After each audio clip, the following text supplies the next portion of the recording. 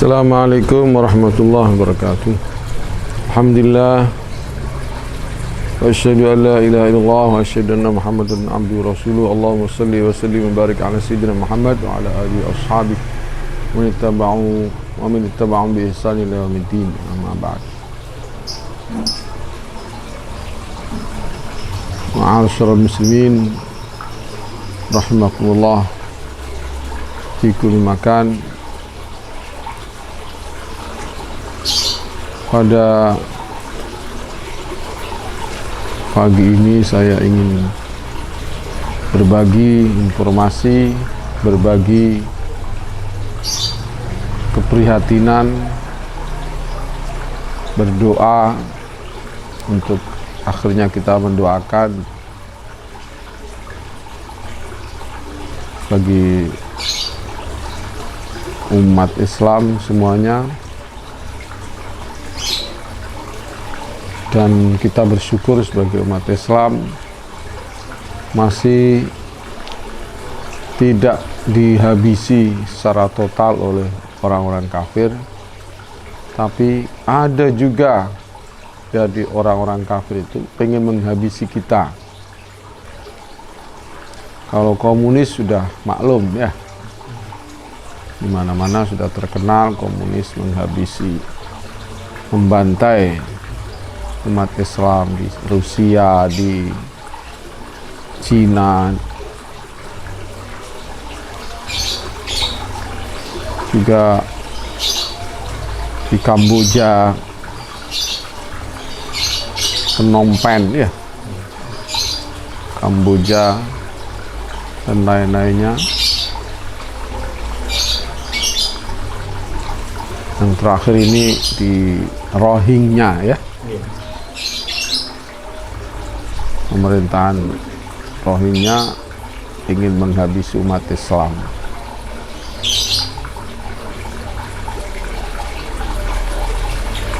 Yang ajib, yang belum banyak terungkap adalah kekejaman Prancis terhadap umat Islam.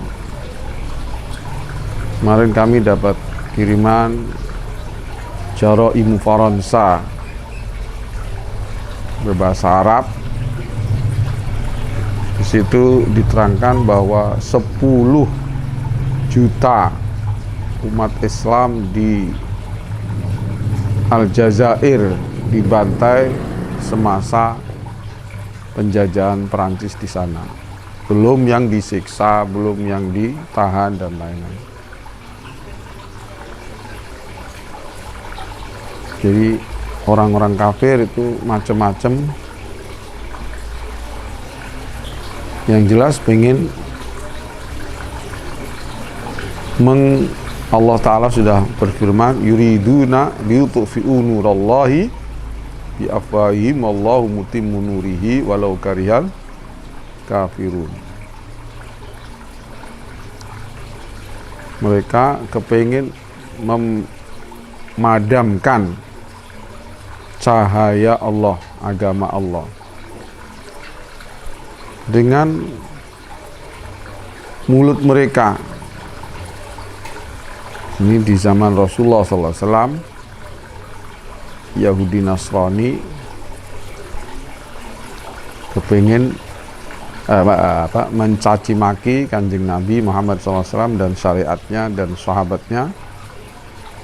Tujuannya untuk mematikan langkah berkembangnya agama Islam di negeri Arab. Tapi Allah sudah berjanji, wallahu mutimmu nurihi, Allah akan menyempurnakan cahayanya agamanya, menyebarkan agamanya di permukaan bumi.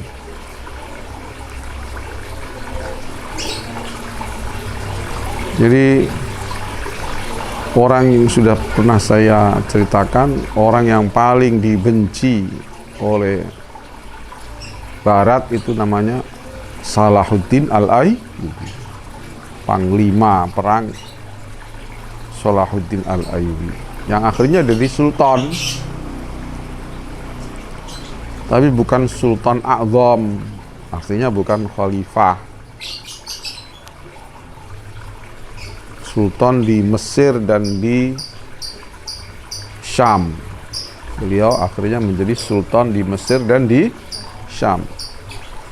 Jamak bainal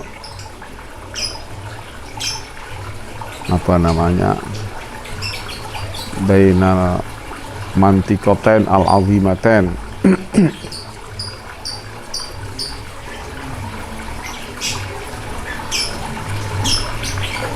Bainal mantikoten al-azimaten, yaitu negeri Syam dan negeri Mesir.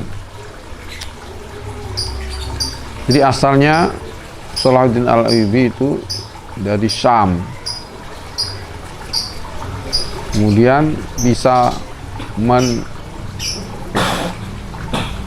menggulingkan kerajaan Daulah Fatimiyah di Mesir. Akhirnya dia bisa membebaskan Mesir dari Syiah Ismailiyah. Al-Azhar yang asalnya dibangun oleh Fatimiyah dan diisi dengan doktrin-doktrin kebatinan Ismailiyah, diganti dengan mazhab Asy'ari,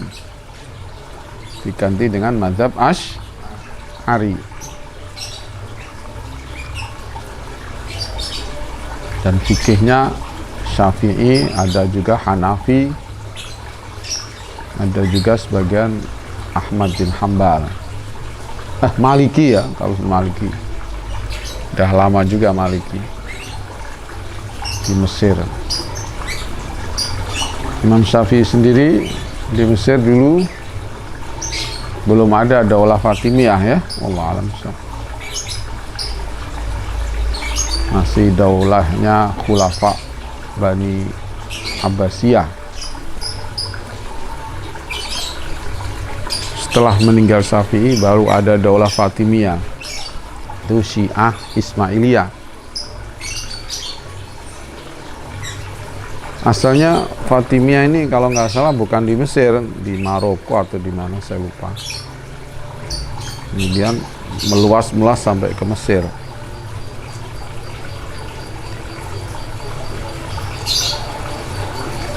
Jadi Salahuddin Al-Ayyubi ini kenapa dimangkeli, paling dibenci sama Barat, karena bisa mengusir kekuasaan Afranj, orang Prancis.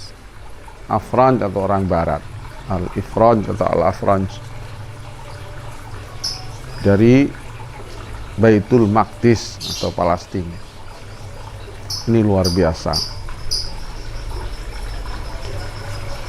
Sampai ada orang Barat, tokoh dari Barat, melampiaskan kebenciannya kepada Salahuddin Al-Ayyubi dengan memukul-mukul kuburnya Salahuddin Al-Ayyubi pakai kaki, gicek-gicek pakai kaki. Tapi ada lagi orang Barat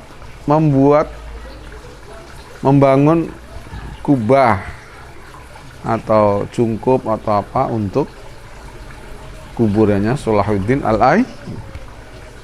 Itulah Allah Ta'ala menciptakan makhluknya macam-macam, orang kafir macam-macam. Semua adalah ciptaan Allah Subhanahu wa Ta'ala. Orang Islam juga macam-macam. Alhasil jarang diungkapkanlah, jarang disampaikan bahwa Perancis itu punya sejarah kelam, sangat kelam, ya, jahat sekali kepada umat Islam. Tadi sudah saya sampaikan, ada video Jaraim Faransa, itu di Aljazair ya, belum lagi di Tunisia, paham, dan lain-lainnya. Kalau di Perancis, kalau di Mesir, ingat saya Perancis yang terkenal ya merusak perempuan Mesir, Asalnya perempuan Mesir itu hijab, pakai cadar, pakai hijab, pakai nutupi aurat dengan ketat. Tapi setelah dijajah sama Prancis oleh Napoleon ya, akhirnya dibikin liberal, dibikin dipikir meninggalkan syariat Islam tentang aurat, satrul aurah. Akhirnya seperti sekarang Mesir bebas ya, banyak dansa-dansa, banyak pelacur dan seterusnya. Inna lillahi wa inna ilaihi raji'un. Zaman dulu mutasattirat.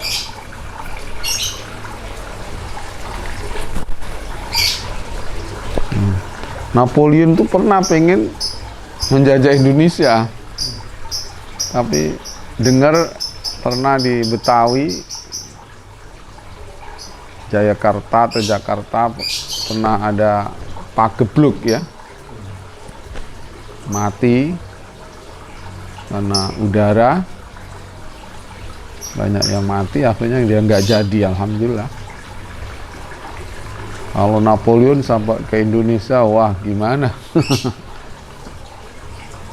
Nanti perempuannya pelacur semua. Na'udzubillah men. Yang Mesir aja gitu.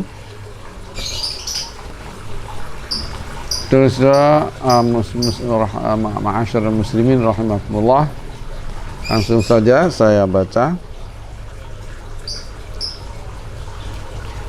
Perancis mengumpulkan 400 ulama dan memenggal kepala mereka di tengah penjajahan mereka atas Syad. Bahasa Arabnya Syad gitu ya. Syad loh. Tahun 1917. Ini ada di karangan Syekh Mahmud Syakir yang bernama Syad. Halaman 73. Ketika Perancis memasuki kota Aghwat di Aljazair, oh ini Jazair lagi nih. Tahun 1852 mereka membakar sepertiga penduduk kota itu dengan api dalam satu malam.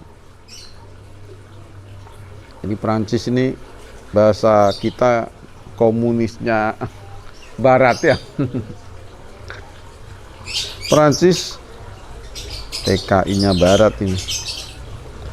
Perancis telah melakukan 17 uji coba nuklir di Jazair mulai dari tahun 1960 sampai 1966 yang mengakibatkan jatuhnya korban dengan jumlah sekitar 27.000 sampai 100.000 orang. Ketika Prancis hengkang dari Aljazair tahun 1962, mereka menanam sejumlah ranjau yang lebih banyak daripada jumlah semua penduduk Aljazair pada waktu itu, yakni sebanyak 11 juta ranjau. Jahatnya biadab. Makanya tidak heran mereka bikin karikatur ya Rasulullah SAW. Itu memang itu, mereka ada hasud benci dengan Nabi kita Muhammad SAW. Mereka hasud kita mauludan ya. Umat Islam bikin maulud, bikin acara maulid, zikrul maulidi Rasul SAW. Perancis menjajah Aljazair selama 132 tahun. Mereka telah membunuh 1 juta muslim pada 7 tahun pertama setelah kedatangan mereka, dan telah melenyapkan 1,5 juta pada 7 tahun terakhir sebelum mereka hengkang. Kemarin di video 10 juta yang dibunuh.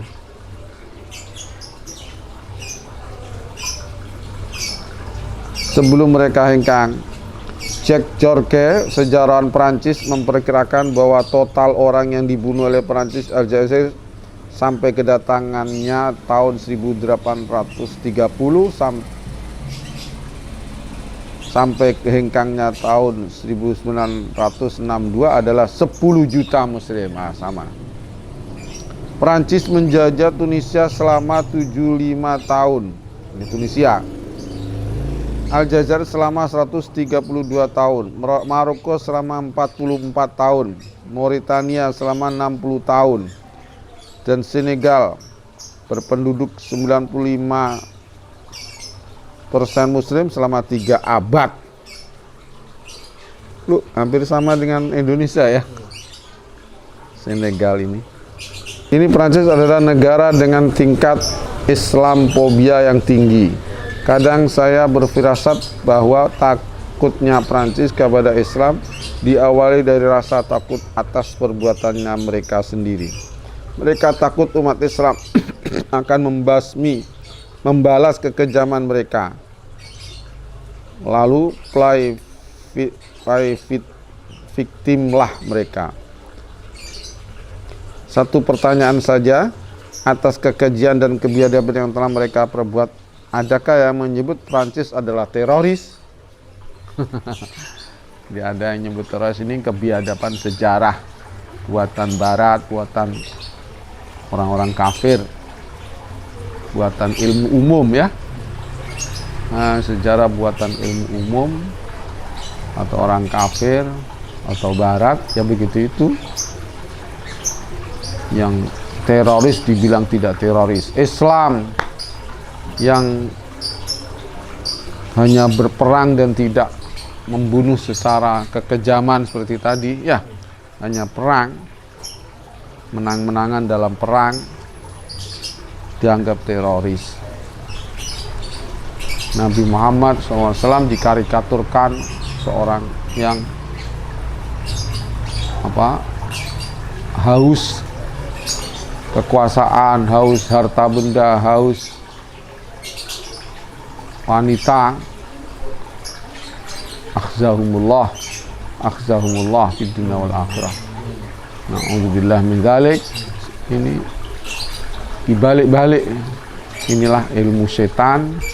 Kita strateginya setan, kita dikepung oleh umat-umat ya.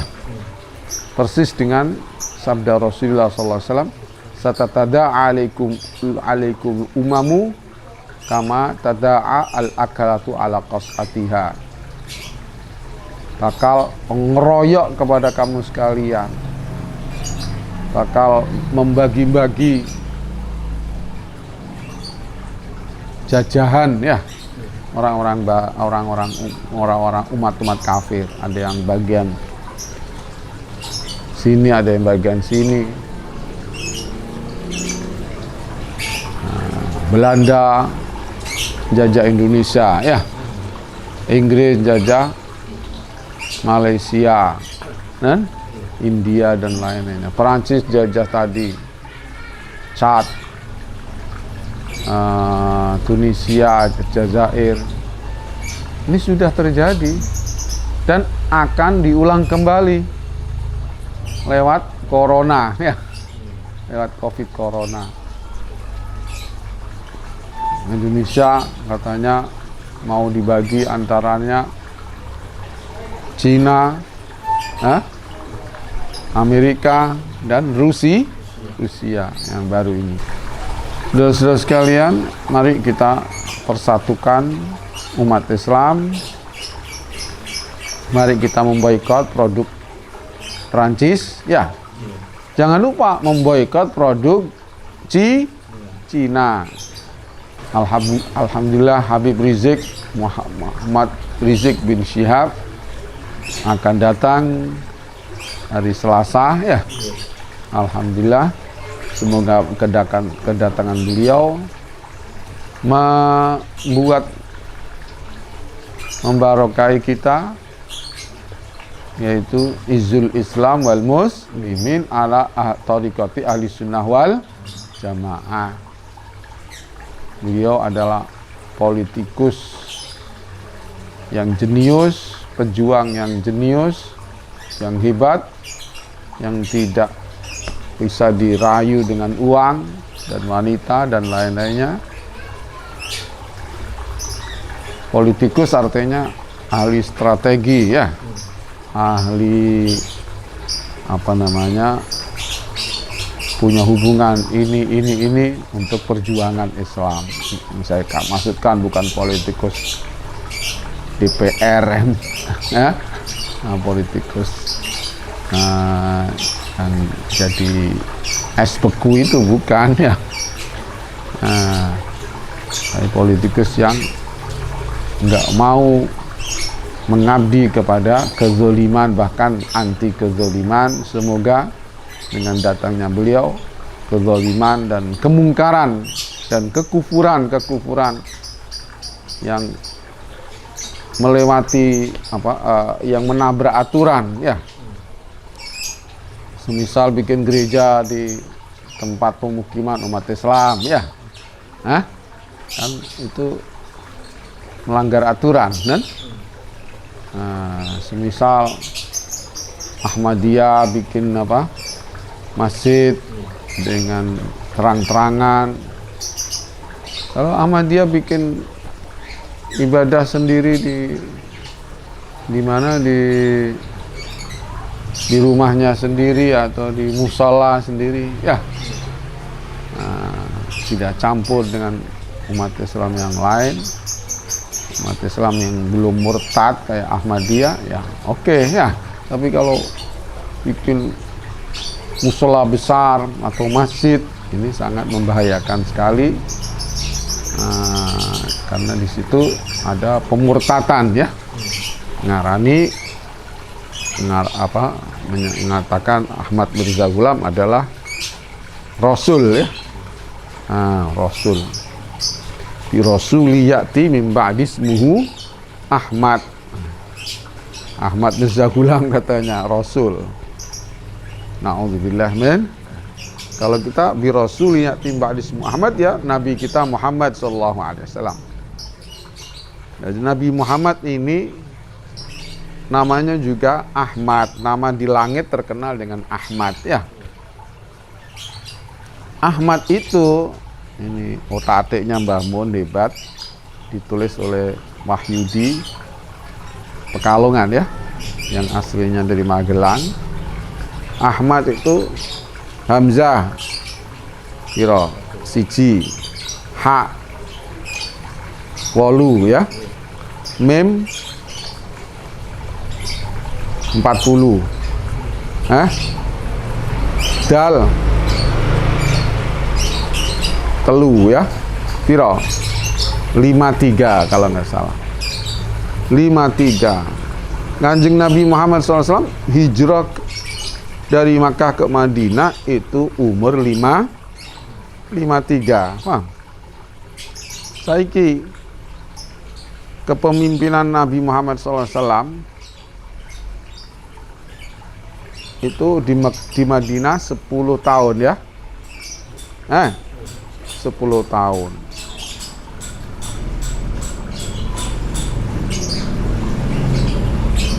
Eh, 10 tahun ya. Di Makkah 13 tahun. Berapa? 23 ya. 23 tahun. Terus Abu Bakar sampai Sayyidina Hasan 30 tahun. Berapa? 53. Jadi itu Nabi Muhammad itu punya nama julukan dari langit, namanya Ahmad. Ketepaan kejayaan Nabi Muhammad SAW itu ya pas umur 53, awal kejayaan ya, awal kejayaan kekuasaan maksud saya ya.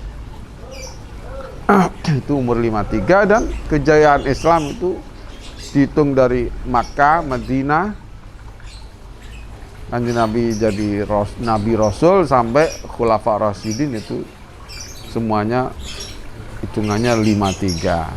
Jadi Rasul min ba'di ismu Ahmad ini cocok untuk Nabi kita Muhammad SAW, Nabi yang diutus membawa perubahan dari negatif ke positif. Tapi kalau Ahmad Mirza Ghulam, dia malah melegalkan, mengesahkan penjajahan Inggris. Nah, apa itu? Tidak ada positif, itu negatif justru. Tapi kalau Kanjeng Nabi menghilangkan penjajahan. Lah kita sekarang ini mau dijajah sama apa? Cina, apa? Nah, tapi katanya Amerika dan Rusia ngamping dompleng ya.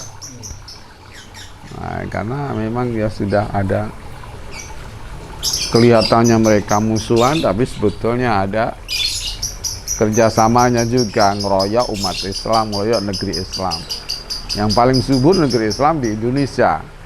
Semoga penjajahan itu bisa hilang berkahnya kedatangan Habib Muhammad Rizik bin Syihab. Ahlan wa sahlan ya Habib, marhaban. Nahnu muntazirun li harakatikum al-zahirah was-sirriyah li daf'i makaidil kafirin wa man a'anahum. Semoga kita tetap hizb Islam muslimin. Kita alhamdulillah dengan banyaknya masjid, banyaknya sholat, banyaknya azan, dan banyaknya maulid, rojabiyah dan seterusnya. Saya kira kita ini sudah negara Islam. Tinggal hukum-hukum aja. Ya, hukum-hukum aja bagaimana undang-undang atau Pancasila, Undang-Undang 45 dan undang-undang yang lain, ya, yang itu bisa selaras atau mendekati Islam, paham? Mendekati, yang berlawanan dibuang dan seterusnya. Allahumma amin wa madzalika Allahu aziz. Sekian yang saya sampaikan, semoga gunanya. Assalamualaikum warahmatullahi wabarakatuh.